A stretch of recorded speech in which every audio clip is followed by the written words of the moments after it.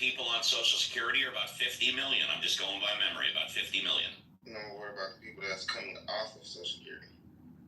You mean that are going to be kicked off of Social Security? Yeah. Why are we becoming crowdsourced Google? What's going on here? Like, we don't need to be doing research. Well, it's a legitimate question. My answer is I don't know. Do you? About 7.5 million.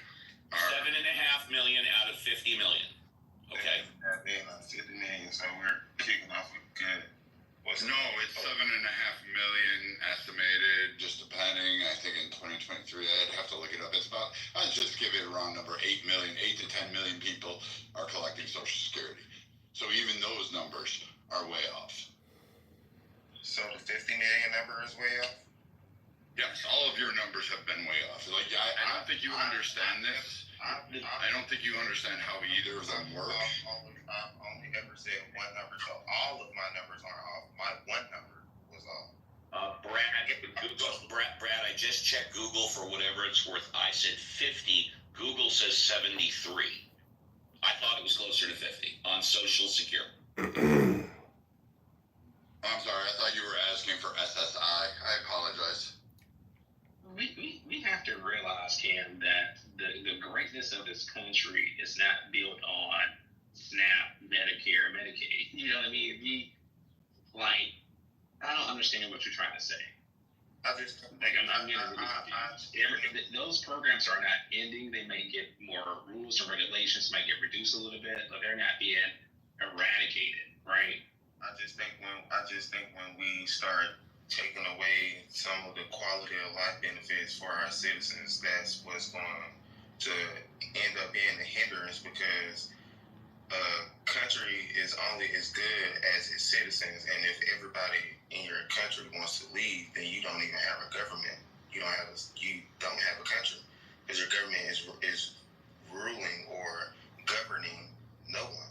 And that's a reasonable take. I disagree with it, but it's a reasonable take. As soon as you start taking benefits away from your citizens, you're lowering the quality of life. I can appreciate that. I respectfully disagree with it, but at least that take is reason.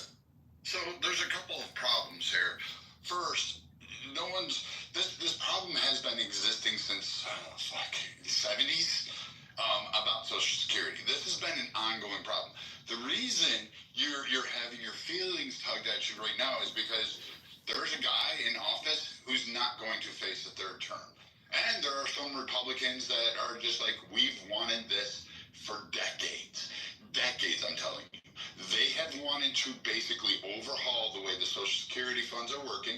There have been Democrats that wanted to do this. This used to be a bipartisan effort. There used to be pro and Social Security and benefits groups, and they weren't delineated on ideological lines. They were delineated on fiscal accountability because there were conservative Democrats back then who realized that this was a problem. Every president, every administration, and every Speaker of the House has pretty much kicked the can down the road, despite promising to fix it on every platform. Now there's a guy in office who's saying, let's gut it, let's fix it, let's get this thing back on track. And is this the right way? We'll have to see. There's a lot of nuanced debate about it, but right now doing nothing is not there. And let's be honest, there is a shit ton of waste, fraud, and abuse through all of these programs. There is no lackadaisical approach. There is no taking it down. There is like 30 to 40% waste, fraud, and abuse where people can be contributing members.